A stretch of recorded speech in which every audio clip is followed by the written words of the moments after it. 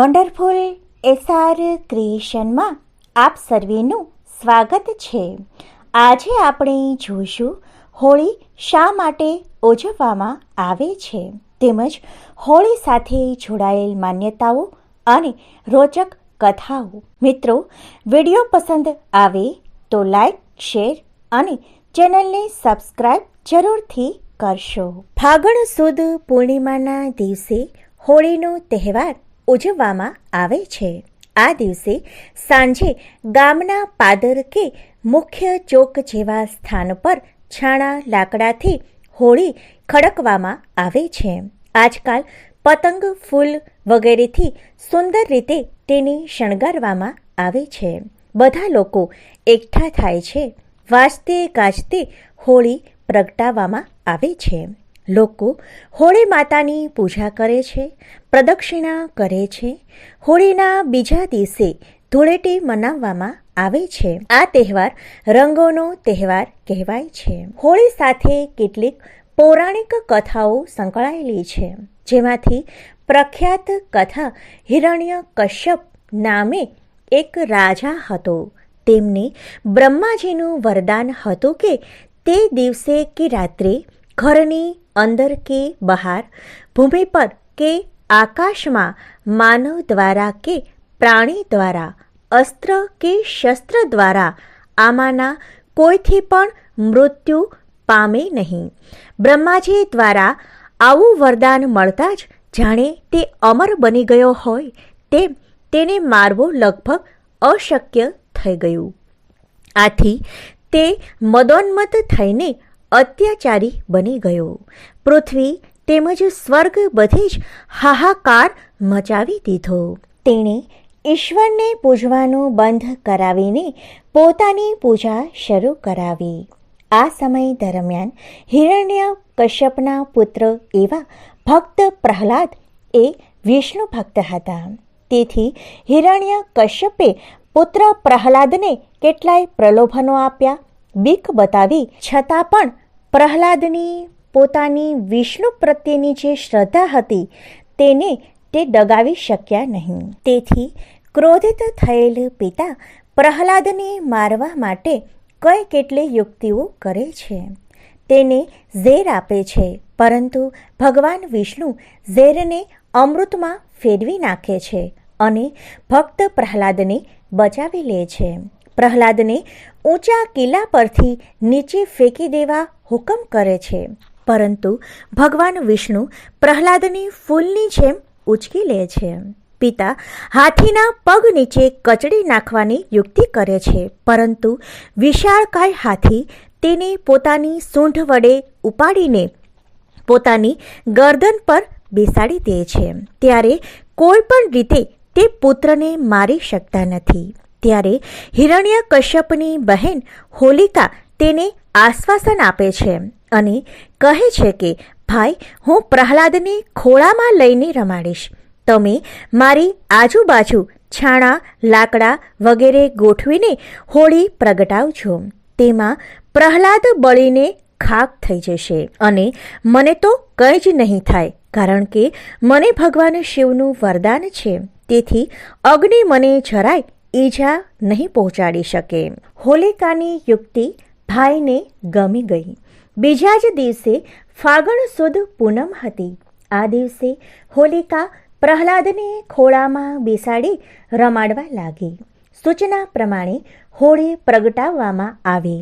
ભક્ત પ્રહલાદને કંઈ જ ન થયું અને હોલિકા અગ્નિથી બળી ગઈ.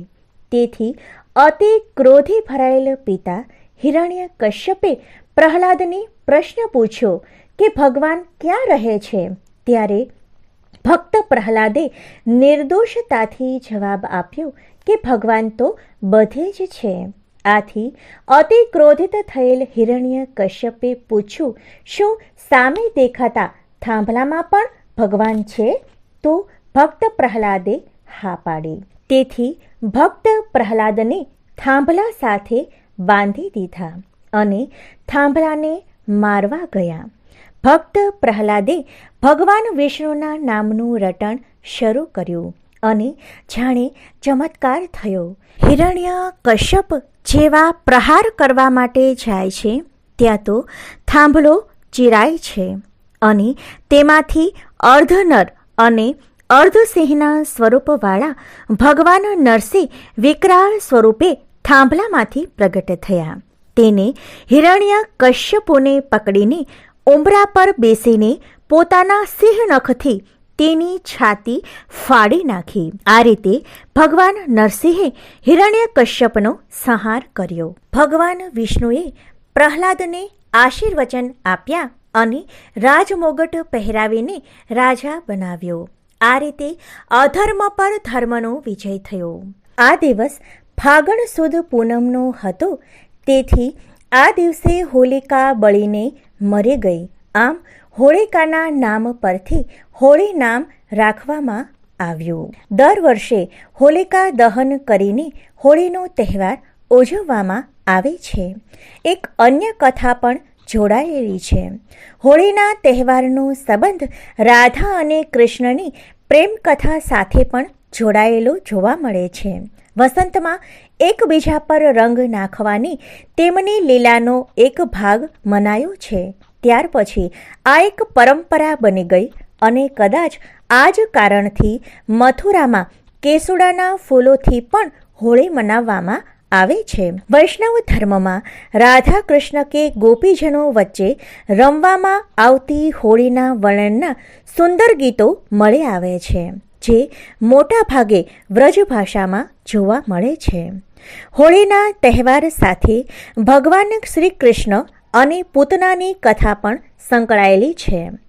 એક દંતકથા પ્રમાણે જ્યારે રાજા કંસને કૃષ્ણના ગોકુળમાં હોવાની માહિતી મળે છે ત્યારે કંસ પૂતના નામની રાક્ષસીને ગોકુળમાં જન્મ લેનાર દરેક બાળકને મારી નાખવા માટે મોકલે છે.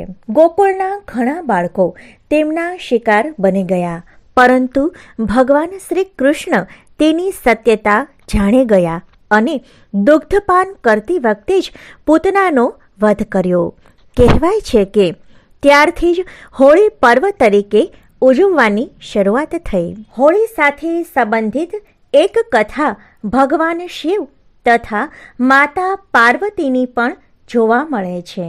કહેવાય છે કે માતા પાર્વતી ભગવાન શિવ સાથે લગ્ન કરવા ઈચ્છતા હતા, પરંતુ તપસ્યામાં લીન રહેનાર ભગવાન શિવનું ધ્યાન ક્યારેય પણ તેની તરફ ગયું ન હતું. તેથી પ્રેમના દેવતા કહેવાતા એવા કામદેવ આગળ આવ્યા અને તેમણે ભગવાન શિવ પર પુષ્પ બાણ ચલાવી દીધું. પોતાની તપસ્યા ભંગ થતાં જ ભગવાન શિવ ક્રોધે ભરાયા અને તેમણે પોતાની ત્રીજી આંખ ખોલી અને ક્રોધની અગ્નિમાં કામદેવ ભસ્મ થઈ ગયા.